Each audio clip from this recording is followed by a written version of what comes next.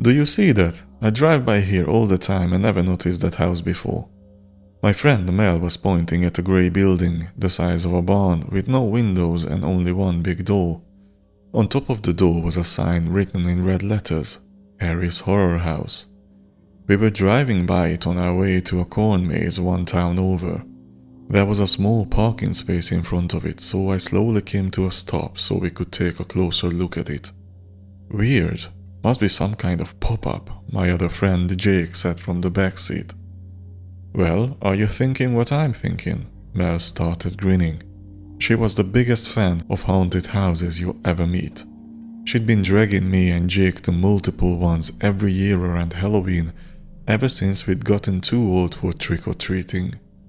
Except for last year when Mel's sister disappeared from home. All she left was a short goodbye letter.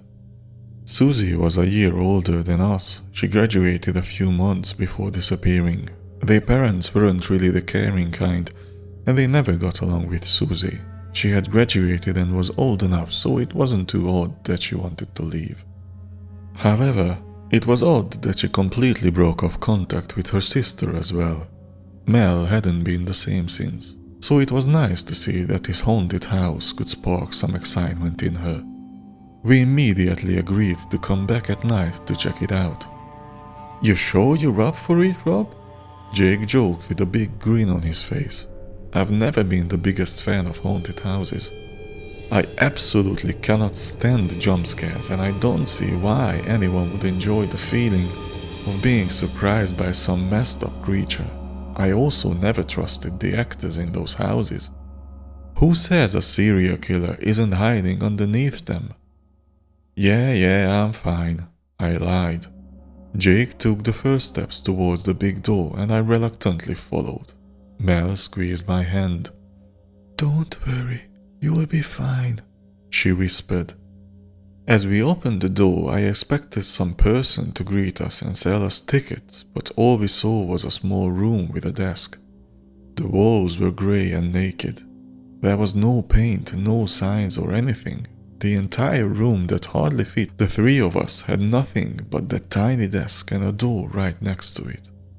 On the desk we found a piece of paper and a little cash box. Welcome to Harry's Horror House. You will see that this wonderful home is not quite that scary, but rather welcoming and warm. You will enjoy your time here, however long you might stay. All you need to do is follow the signs that lead you through it. And we might see you at the end. Entrance fee optional, but preferred in metal.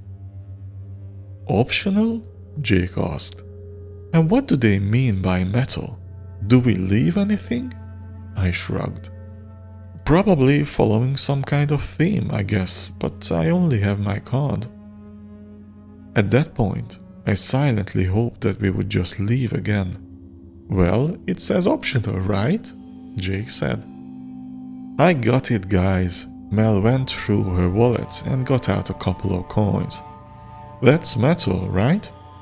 They loudly fell into the metallic box and suddenly the door automatically opened. I swallowed. Jake grinned. Mel took a deep breath. Ready? She asked, and only Jake nodded. Jake was the first one to walk in, Mel followed, and I walked in last. Like I said, I absolutely despised jump scares and cheap horror, and so I was expecting the worst as we got into the first dark room. After I crossed the step, the door behind me automatically closed again. For a second, I couldn't see a thing, but slowly multiple candles all around the room lit up and parts of the room came into focus.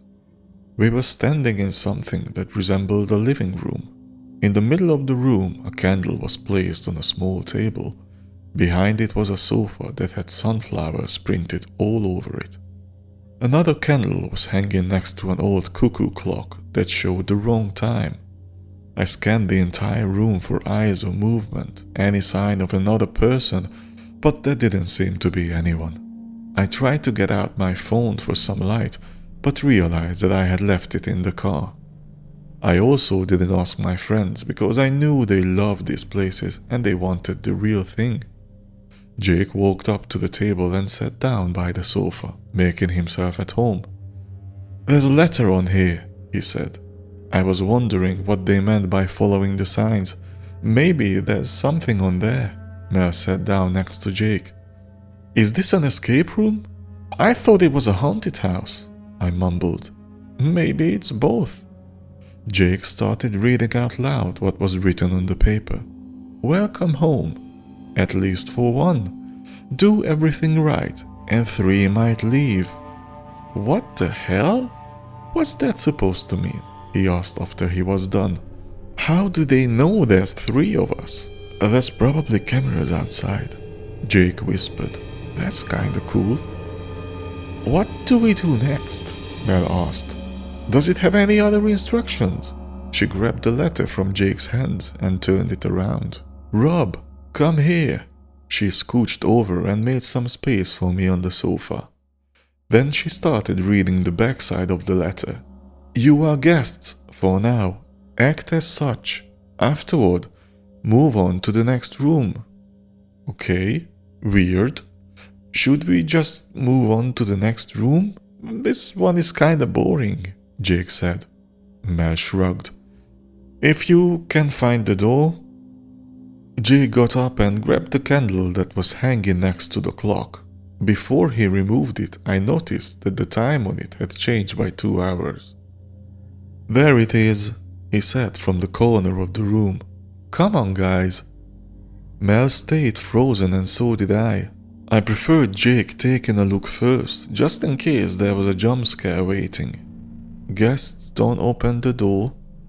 An unfamiliar male voice spoke and I saw Jake slowly walking backwards. A young man came through the door. He didn't appear much older than us and resembled a farmer with his denim pants and lumberjack shirt. The weird part was there was nothing particularly scary about him. Normally the actors in these places have all sorts of bloody makeup or masks and they carry real-looking weapons. This was just a regular guy, but there was still something uncanny about him. As he walked up towards where we were sitting, I noticed that he was holding a tray with teacups on it. There were 2 in total. "Have a drink," he said, his eyes focused on Mel. Then his hands started shaking so much that the tray almost fell, but Mel had grabbed it just before it could. She took one of the cups and gave the other to me. The cup was empty. Mel giggled awkwardly and clinked her cup with mine. "Cheers," she whispered. The strange guy just stood there, watching us the entire time. All you could hear was his deep breathing. "Okay, now I'm starting to get creeped out," Jake said. "Maybe continue now." He jokingly asked the stranger who was still only looking at us. He slowly nodded, so we got up and walked towards Jake. I turned around one more time and met the eyes of the stranger. I saw the fear in them as he whispered, "Please save me." The door closed behind us and again we found ourselves in darkness. "That was creepy," I said.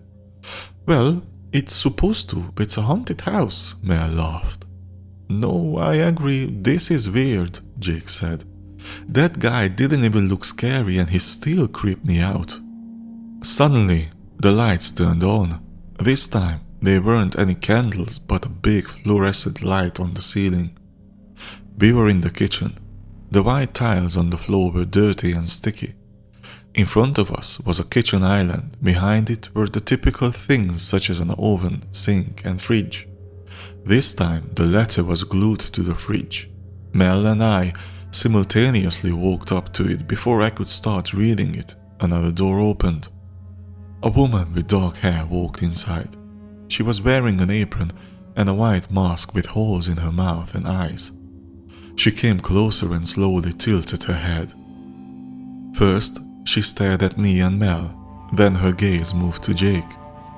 Mel grabbed my arm, this time not because she was trying to comfort me. I think she was starting to get freaked out.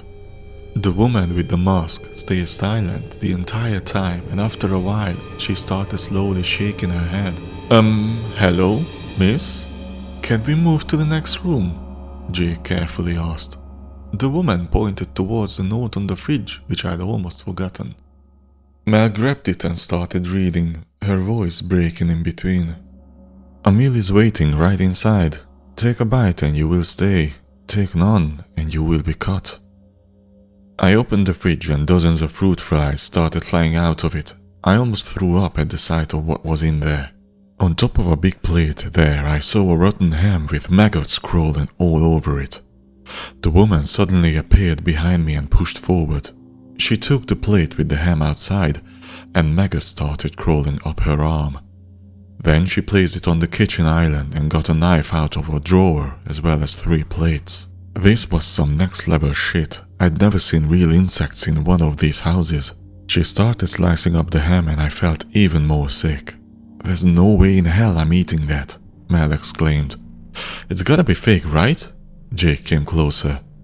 The woman with the mask cut up the first slice, put it on a plate and tried handing it to me. No, thank you," I mumbled. "Well, it says to eat the meal or get cut," Jake laughed. "Yeah, fuck that." Before I could finish, the woman grabbed my arm and slid the knife along my lower arm. Blood started drooping from my sleeve. "What the actual—" This was real blood. I felt real pain. This couldn't be right. We never consented to any of that. I pulled my arm away and tried to grab the knife from the crazy woman. Jake ran over to help me when suddenly the door opened and a couple of new people walked inside. None of them were wearing masks, but all of them looked somehow messed up. Suddenly, arms grabbed me from all sides, and before I knew what was happening, I was pushed through the door into a new room. I fell to my knees as the door closed shut and I sat in darkness. "Jake? Mel?" I shouted, but there was no answer. I couldn't see anything. My body was frozen. A few moments later, the door opened. I got back to my feet and caught a glimpse of my friend. Before I could act, the door was closed again. "Rob?" I heard Mel's voice as a hand grabbed mine and guided me through the darkness. All around me, I started hearing voices. "Please let me out. Save us. Take me with you." Arms were trying to grab me from all sides, but I kept fighting through. Finally, a door opened. As we passed the final door, I could see nothing in front of me, but I felt the cold of the night hitting my face and knew that we made it outside. I couldn't speak yet. My mind couldn't yet comprehend what had happened. "We made it, Rob. Let's go," I heard Mel behind me. Slowly, my eyes adjusted to the dark, and I realized that we were in front of the haunted house again. We'd come out of the front door, which was impossible. The room we just left wasn't the entry we'd come in through, but the car was just in front of us. I unlocked it as I ran towards the driver's seat. I heard the steps of my friends quickly following. The door behind me opened and they jumped in. "Let's go!" Mel shouted and I hit the gas. My breathing was still heavy, but slowly relief washed over me. First, I saw Mel.